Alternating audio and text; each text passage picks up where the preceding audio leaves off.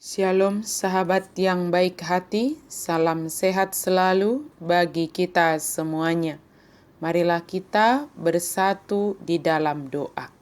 Kasih karunia dan damai sejahtera dari Allah Bapa dan dari anaknya Tuhan Yesus Kristus kiranya menyertai kamu sekalian. Amin. Firman Tuhan bagi kita pada hari ini dari 2 Petrus 1 ayat 16-21. Sebab kami tidak mengikuti dongeng-dongeng isapan jempol manusia, ketika kami memberitahukan kepadamu kuasa dan kedatangan Tuhan kita Yesus Kristus sebagai Raja. Tetapi kami adalah saksi mata dari kebesarannya. Kami menyaksikan bagaimana ia menerima kehormatan dan kemuliaan dari Allah Bapa, ketika datang kepadanya suara dari Yang Maha Mulia yang mengatakan, "Inilah anak yang kukasihi, kepadanya lah aku berkenan." Suara itu kami dengar datang dari sorga ketika kami bersama-sama dengan Dia di atas gunung yang kudus. Dengan demikian kami makin diteguhkan oleh firman yang telah disampaikan oleh para nabi. Alangkah baiknya kalau kamu memperhatikannya sama seperti memperhatikan pelita yang bercahaya di tempat yang gelap sampai fajar menyingsing dan bintang timur terbit bersinar di dalam hatimu. Yang terutama harus kamu ketahui ialah bahwa nubuat-nubuat dalam kitab suci tidak boleh ditafsirkan menurut kehendak sendiri. Sebab tidak pernah nubuat dihasilkan oleh kehendak manusia, tetapi oleh dorongan Roh Kudus orang-orang berbicara atas nama Allah. Yesus Sang Raja yang Maha Mulia. Hoaks atau berita bohong dikenal di mana-mana dan ada di mana-mana dan sangat dekat mungkin dengan kita.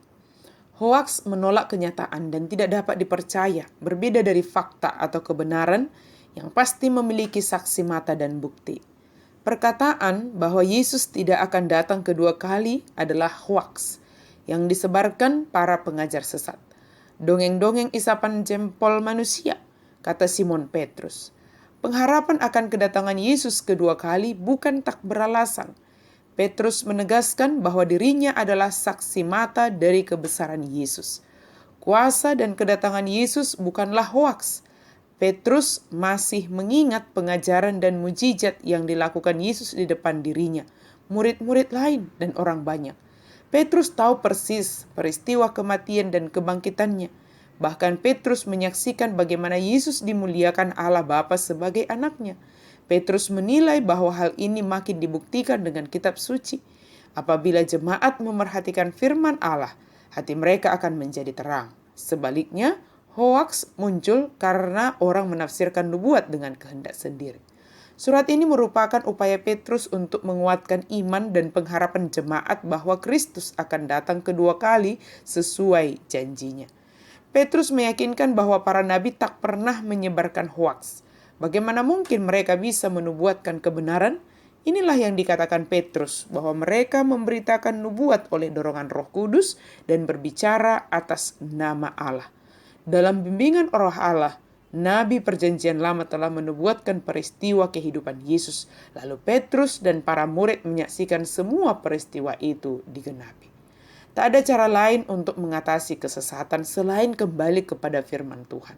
Dengan tekun mempelajari dan memerhatikan firman Allah, kita tak gampang termakan oleh hoaks yang menyesatkan, oleh berita yang tidak benar, oleh dongeng-dongeng yang dimunculkan, oleh ajaran-ajaran palsu, ajaran-ajaran sesat.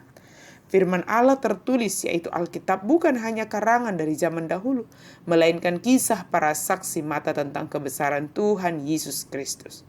Cintailah Injil, belajar, bertanya, dan berdiskusi tentang firman-Nya, sehingga iman kita tak gampang dibelokkan, tetapi makin diteguhkan dalam pengharapan. Yesus, Sang Raja yang Maha Mulia. Dia benar-benar hadir untuk menyatakan kasih, pengampunan, dan keselamatan bagi dunia ini. Berharaplah, memintalah, dan berdoalah, terlebih beriman yang teguhlah kepada Yesus, dan buatlah dia menjadi Raja yang berkuasa atas seluruh kehidupanmu. Amin. Mari kita berdoa. Terima kasih Tuhan untuk firman-Mu. Terima kasih untuk kebaikan-Mu bagi kami. Biarlah kami senantiasa teguh beriman, berharap hanya kepadamu saja. Engkaulah Raja atas kehidupan kami, Berkuasalah dan kuasailah seluruh kehidupan kami. Pakailah kami Tuhan untuk menyatakan kebenaran firman-Mu di dalam kehidupan ini. Dalam nama Yesus kami berdoa dan bersyukur. Amin.